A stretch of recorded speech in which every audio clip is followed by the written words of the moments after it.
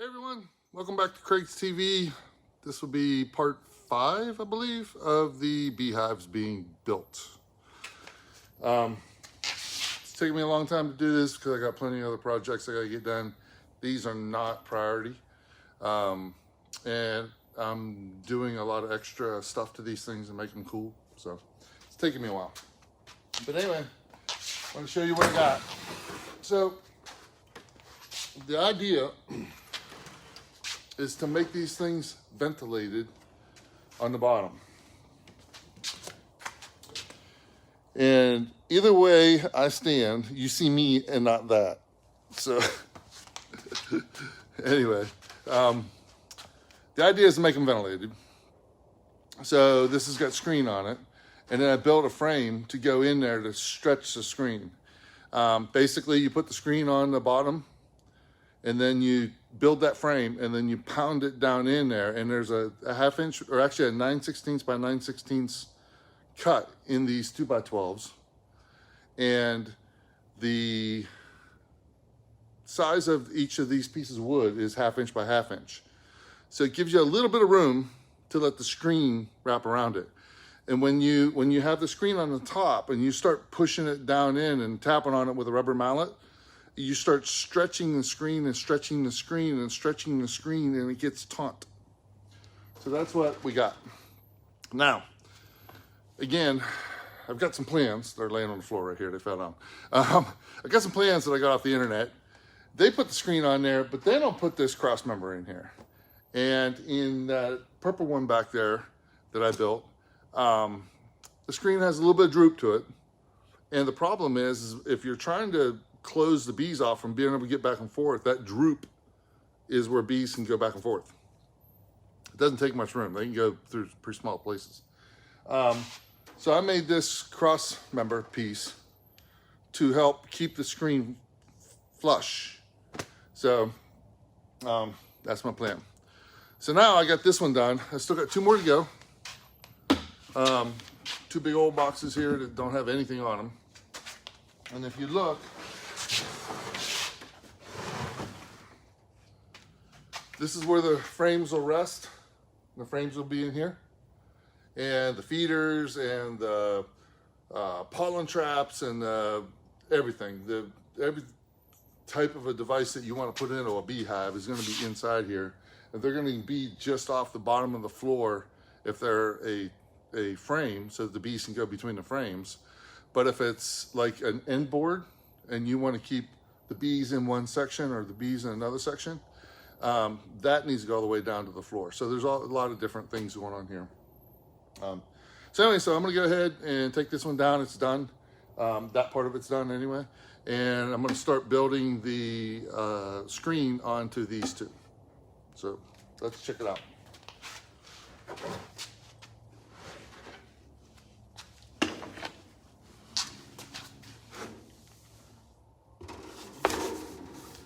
Ouch.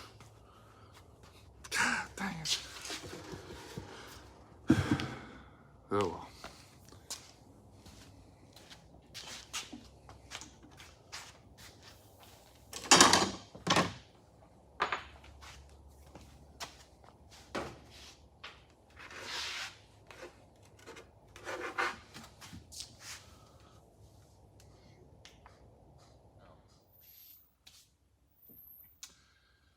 All right, everyone, it's Craig, and I jumped ahead of you a little bit.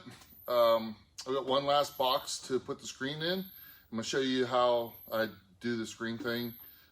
Something I learned. It's not something I invented or anything, but it's a pretty cool idea. Let's go over here and see if you can see these. Come on, Pivo. So, yeah. So I've got 2 boxes done. So basically you stretch the screen taut on the top of the box. And then inside the box, I don't know if you can see this or not, but you can see there's a little, it's actually a 9/16 by 9/16 groove. And this little framework here that I've already made is 1/2 inch by 1/2 inch. And so you take it, you'll have the screen taut all over the whole thing. you'll put this on there and you'll pound it down in, and that'll stretch the screen even tighter than whatever you did it when you first nailed or stapled it on. So anyway, so let's get after this and see how it goes.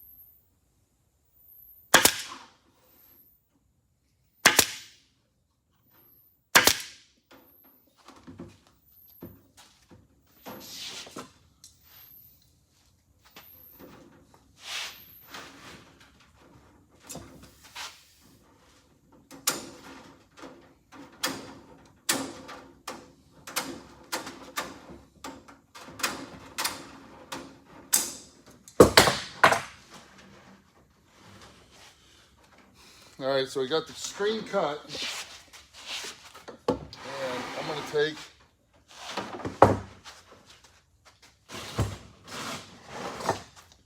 and pull it as tight as I can this way.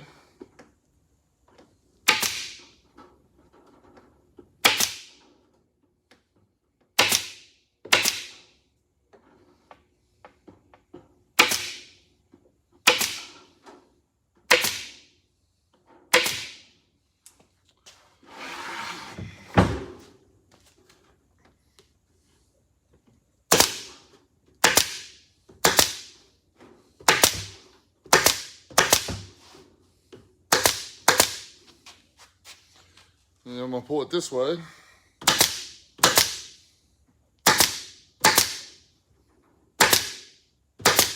Another little trick too is to turn down your air compressor. I got to move you a minute. My airline's caught on you.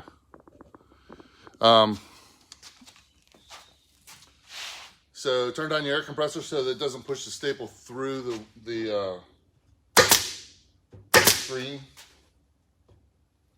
I run mine right just under 90 pounds. This seems to work good for this thing.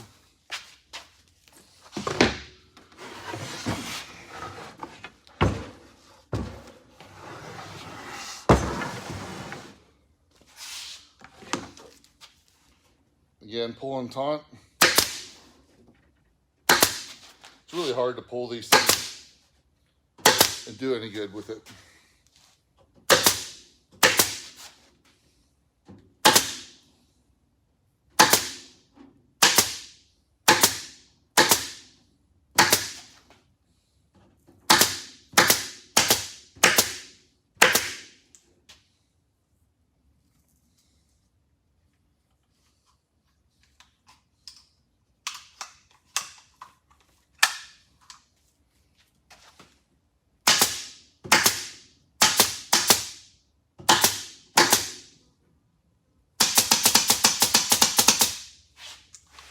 Yeah, I'm not shooting staples.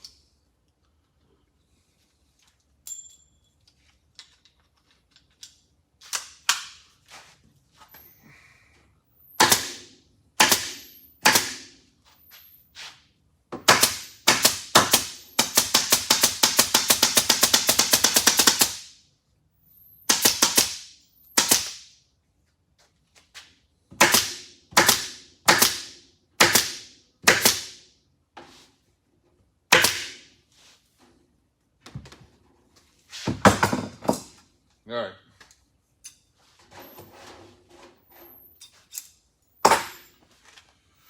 So once you get this done, I always bend this stuff down because I end up catching myself and poking holes in my fingers.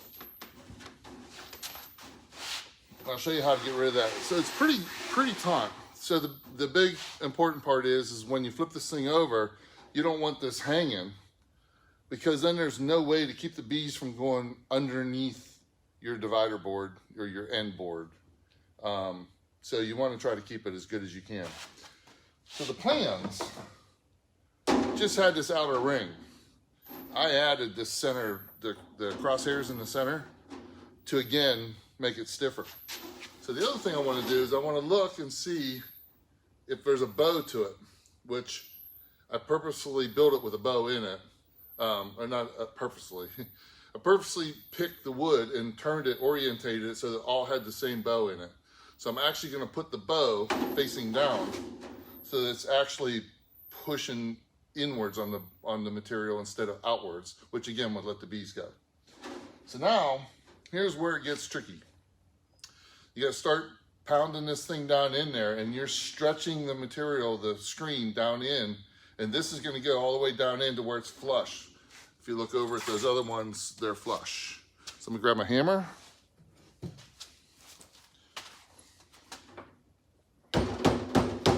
You gotta go a little bit gentle because this wood's only 1/2 inch by 1/2 inch, so it's not super strong.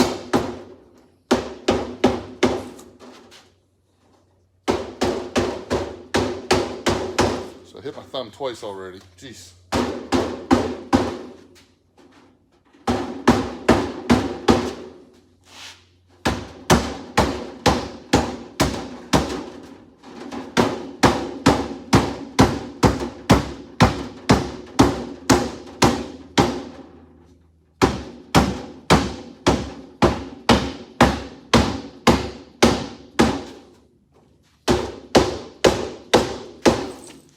You just keep working around. And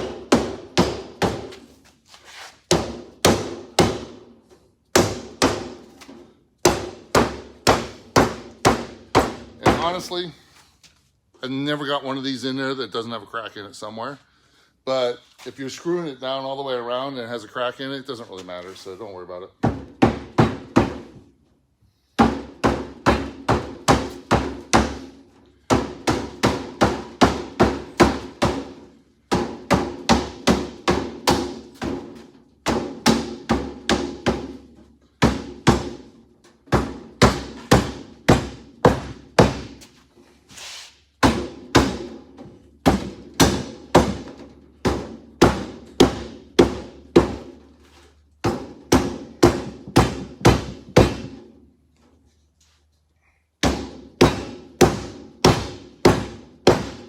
So at this point, the screen is kind of on a curve. So now I start pounding in about a 45-degree angle to try to get it squared off to pull it as taut as I can.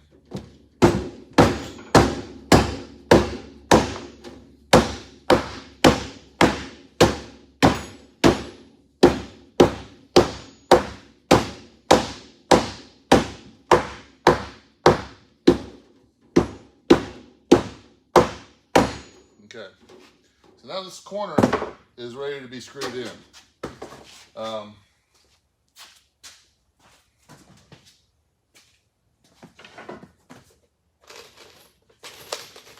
I'm using number 8 1 1/4 screws, and I'm pre-drilling them because that little 1/2 inch by 1/2 inch piece is no bueno if you don't pre-drill them. And I'm using a countersunk bit.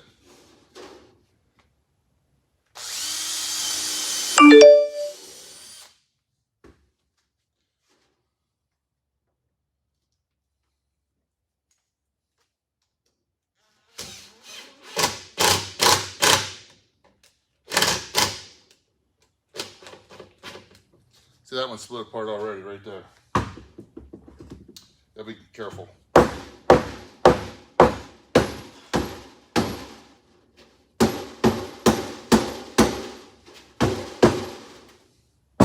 The other thing I don't do is I used a staple nailer to put this all together, and the staples are right in the middle, so I actually go off to the edge to drill it and screw it.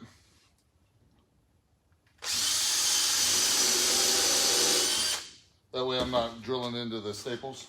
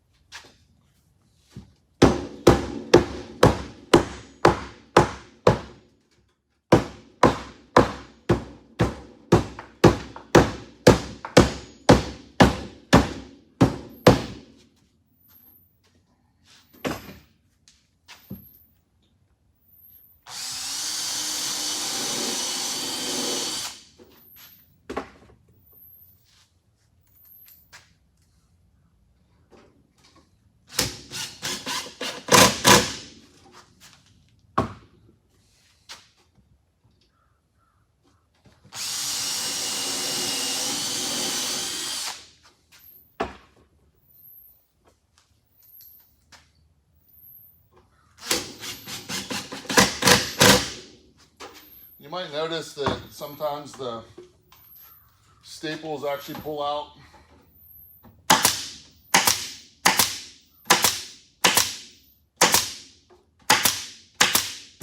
You can go back and put some more in there. Doesn't really matter. And you'll see how I get rid of the excess material here in a minute. So I actually am stapling as close to the inside lip as I can.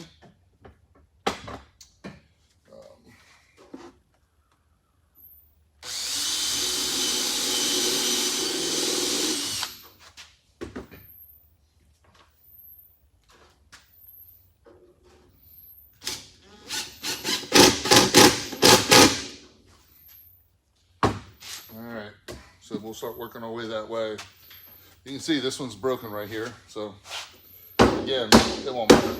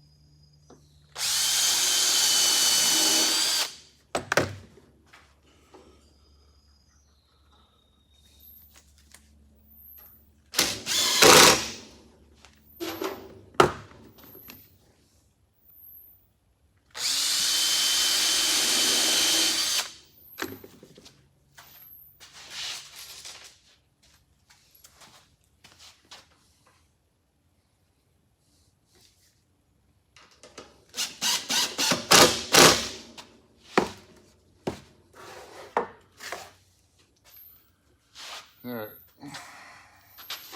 turn this thing around.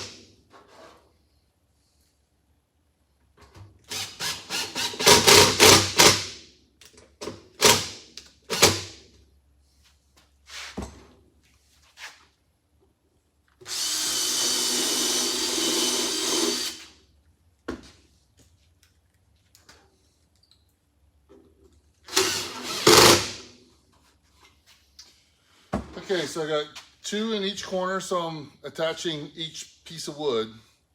I've got 2 in the center, 2 in those corners. Then I'm gonna put 1 more in each center here, and I already have centers there. So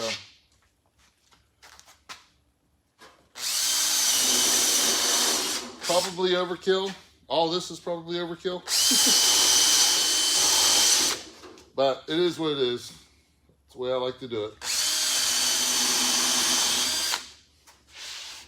I always overkill anything I'm building.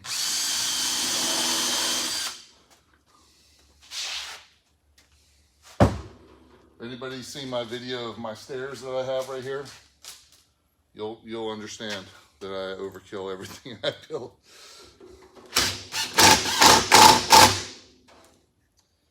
A 1,000 years from now, those stairs will still be there.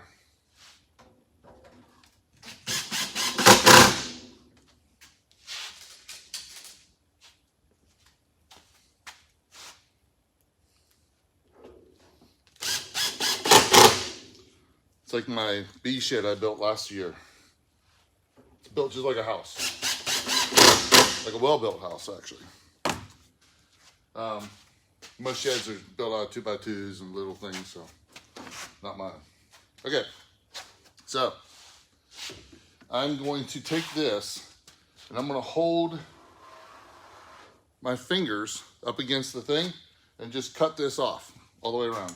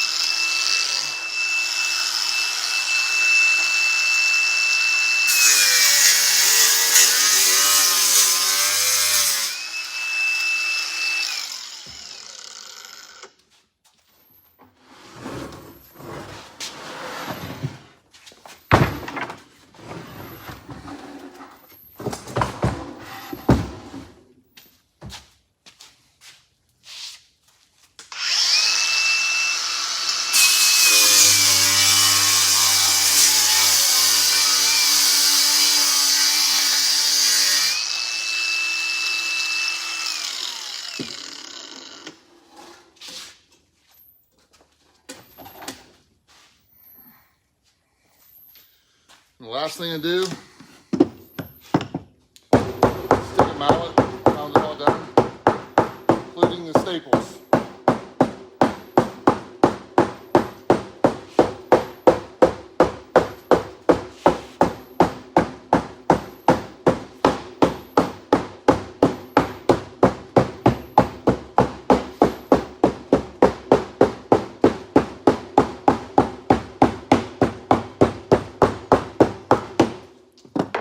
All right, the next project here that I have to do is, so you can see this is nice and taut. This is good. Flip it over. I'm gonna run some staples on there just to keep it attached to this framework, not many. And then I have to build this up. This is actually the bottom. This is upside down right now. I have to build this up to be able to put insulation panels in here.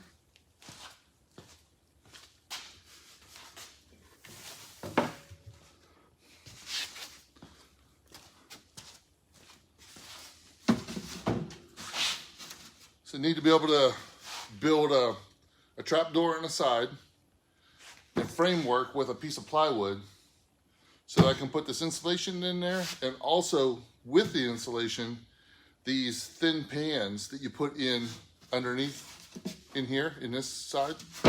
And you put cooking oil in the pans. And then as the bees are fighting off any of the varroa mites or any of the hive beetles or any of that kind of stuff, ants, whatever, if they can kick them down and let them fall, they'll fall from the brood chamber, whatever, into and through this screen into those pans, and that cooking oil kills them like that. So getting this all nice and flush and flat is important so that I can put, you know, like basically a 2x4 worth of trim, glue it, screw it down onto this surface, and also keep it sealed so that the bees are sealed and there's no moisture getting in there and all that kind of stuff. So that's going to be the next video. And for now, part number 5 is done. See you later. By the way, gonna go see John Wick, and don't tell me how it goes. I think it'll be good. All right, over now.